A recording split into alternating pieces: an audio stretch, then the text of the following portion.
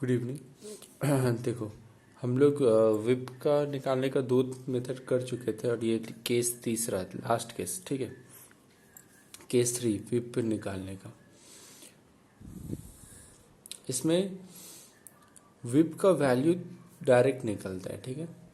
Whip का value direct निकलेगा। तो इसका फॉर्मूला है total cost as per degree of completion. Total cost as per degree of completion divided by whip turnover divided by whip turnover. तो ये whip turnover वगैरह क्या होता है? विप टर्नओवर मतलब हो गया,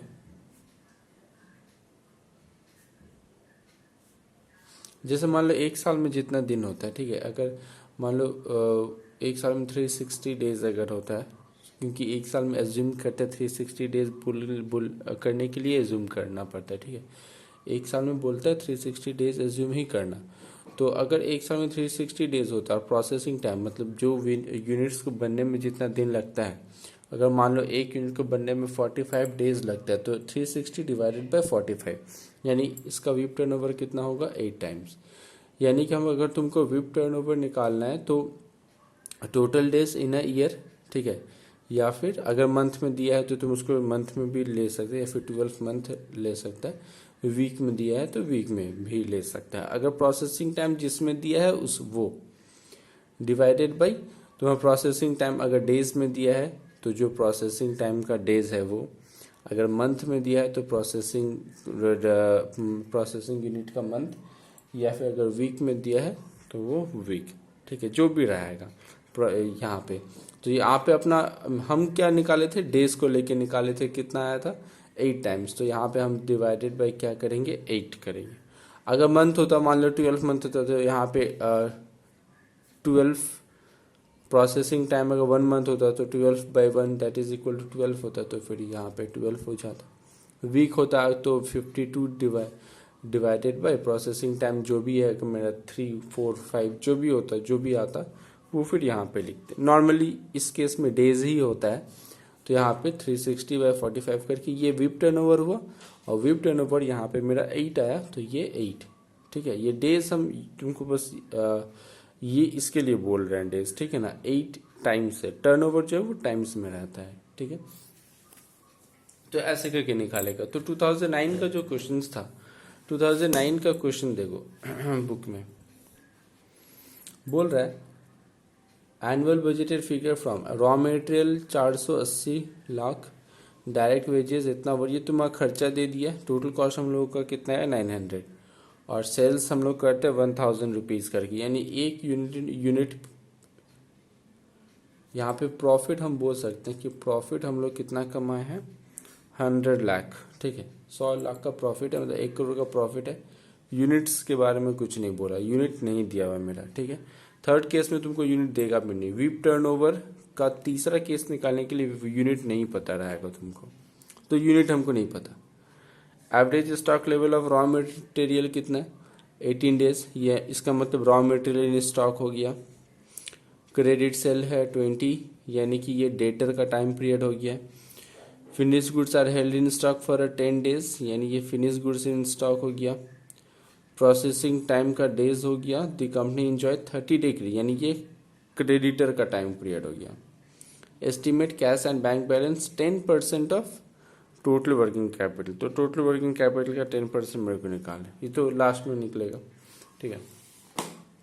चलो सबसे पहले हम एक काम करते हैं, हम सबसे पहले जो है वो विप टर्नओवर निकाल लेते हैं, ठीक है। क्योंकि मेरे को क्वेश्चन में यूनिट नहीं दिया। जब भी क्वेश्चन में देखिएगा यूनिट नहीं दिया हुआ है बट प्रोसेसिंग टाइम दिया हुआ है, तो तीसरा वाला केस लास्ट केस की तरह से निकालेगा, ठीक है। यहाँ पे हम निकाल रहे सबसे पहले विप टर्नओवर। एक साल में 360 डेज होता है और ये मेरा 12 डेज, ठीक है। प्रोसेसिंग टाइम जो है वो मेरे को बोला है 12 डेज है, तो हम 12 डेज लिया, ठीक है। तो 360 डिवाइडेड बाई 12, यानी कि ये मेरा 30 डेज। विप टर्नओवर निकल गया 30 डेज। अब एक एक करके निकालते हैं। विप का वैल्यू बाद में निकाल लेंगे, लास्ट में निकालेंगे, पहले बाद बाकी सब कुछ निकाल लेते हैं। रॉ मटेरियल इन स्टॉक,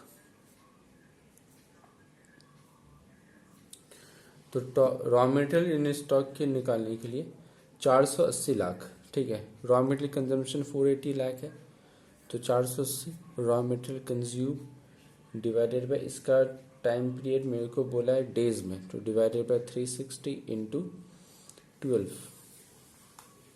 यानी कि 480 डिवाइडेड बाय 360 इंटू 12, तो ये आ रहा है 16। रॉ मटेरियल स्टॉक हो गया। फिर डेटर के बारे में बोला है, तो डेटर सेल्स मेरा 1000 है, डिवाइडेड बाय डेटर का टाइम पीरियड भी डेज में है, तो divided by 360 into 20, 1000 divided by 360 into 20, 55.55, ये डेटर हो गया।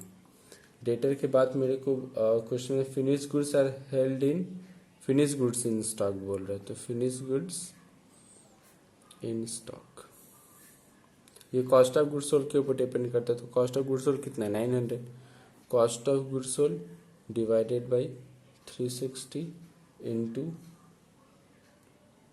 10, तो 900 डिवाइडेड बाय 360 इंटू 10, ये आ गया 25।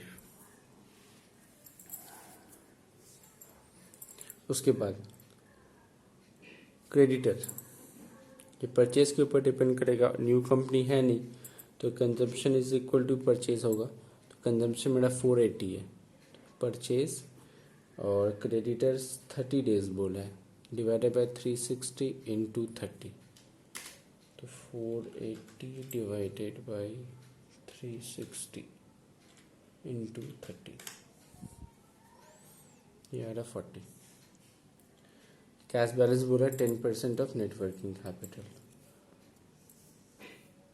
और लास्ट में बोल रहा है, देखो पॉइंट नंबर बी में बोल रहा है कि रॉ मटेरियल जो है वो स्टार्टिंग में इंट्रोड्यूस कर दिया जाता है, लेबर ओवरहेड इवनली एक्रू होता है। इसका मतलब मेरे को जो डिग्री ऑफ कंप्लीशन यूज करना है, डिग्री ऑफ कंप्लीशन कितना है रॉ मटेरियल के लिए 100% और बाद बाकी के लिए 50% है, ठीक है। कन्वर्सन कॉस्ट जो है वो 50% है।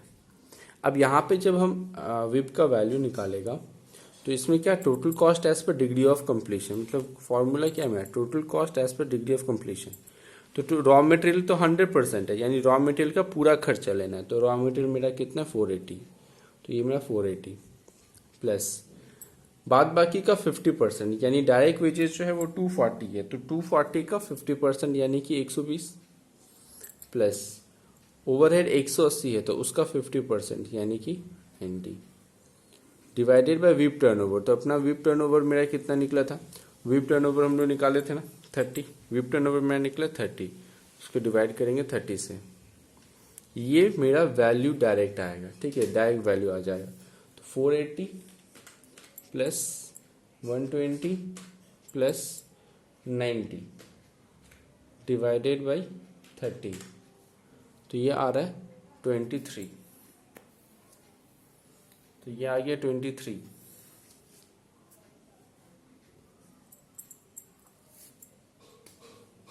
उसके बाद कैलकुलेशन ऑफ वर्किंग कैपिटल, ठीक है, calculation of statement showing calculation of working capital. सबसे पहले अपने स्टॉक ऑफ रॉ मटेरियल लिखते हैं, stock of raw material, stock of raw material देखो कितना आया, हम लोग स्टॉक ऑफ रॉ मटेरियल निकाले थे 60, फिर है डेटर, तो डेटर आ गया 55.55, फिनिश गुड्स, फिनिश गुड्स आया 25, फिर विप, विप आया है हम लोगों का 23, यहाँ पे मेरे को कैश चाहिए, ठीक है, और क्रेडिटर है, तो क्रेडिटर हम लोगों का निकला है 40।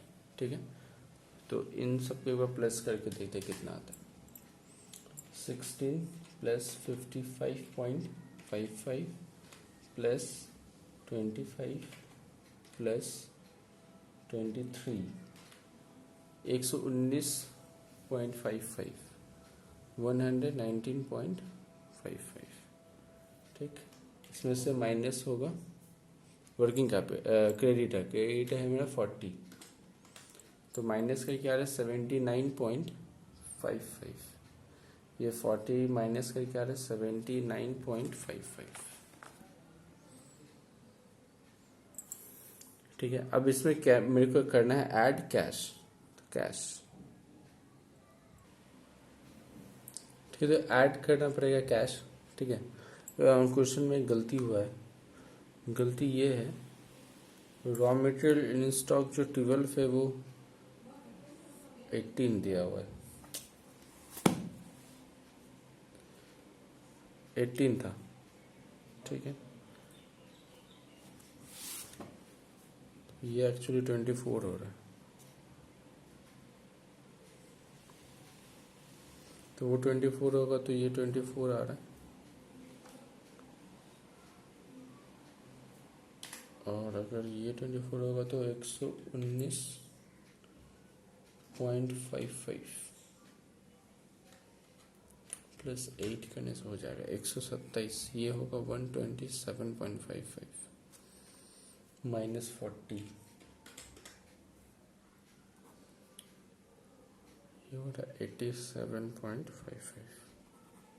इसमें ऐड करना पड़ेगा कैश, तो कैश तो इज इक्वल टू 90% है, दिस इज इक्वल टू 90% क्योंकि 10% मेरे को बोला है कैश रखने के लिए, तो इसको डिवाइड कर दो 90% से, तो टोटल वर्किंग कैपिटल आ जाना चाहिए 97.27, ये लैक्स में। ठीक है, 97.27, जिसमें से कैश है 87.55 माइनस 97.27, तो ये 9.72 ये कैश हो गया। ठीक है, कैश से 9.72। अब अगर तुम बोलेगा कि इसमें cash cost of working capital भी तुम निकाल के कर सकते हैं, ऐसा कुछ नहीं है। ठीक है, तो cash cost of working capital निकालने के लिए तुमको क्या करना पड़ेगा, प्रॉफिट माइनस करना पड़ेगा, प्रॉफिट इन डेटर। ठीक है, तो प्रॉफिट इन डेटर अगर तू माइनस करेगा तो यहाँ से 87.55 के बाद निकाल के तुम उसको माइनस कर देना, वो तुम्हारा शायद बता दे रहे कितना आएगा। 100 प्रॉफिट है, जब सेल्स है 1000 तो 100 डिवाइडेड बाय 1000 इनटू डेटर है तुम्हारा 50.55, तो ये 50.55, तो भाई 5.055 आ रहा है। ठीक है, तो वो फिर इसमें से तुम माइनस कर सकता है अगर चाहो तो। ठीक है, तो दोनों ही तरीका है, बस याद रखिएगा कि ये गलती मेरा थोड़ा सा प्रोसेसिंग टाइम हम देख लिए थे। ठीक है, ये याद रखिए, यहाँ पे 18 था। ठीक है, ये 24 होगा, इसका आंसर 97.27 होगा। ठीक है, नेक्स्ट क्लास में न्यू चैप्टर स्टार्ट कर लेंगे, बाद बाकी स्कैनर का अगर कोई समझ में दिक्कत है तो तुम मेरे को मैसेज करना, हम तुमको वो सेंड कर देंगे। ठीक, टाटा बाय बाय।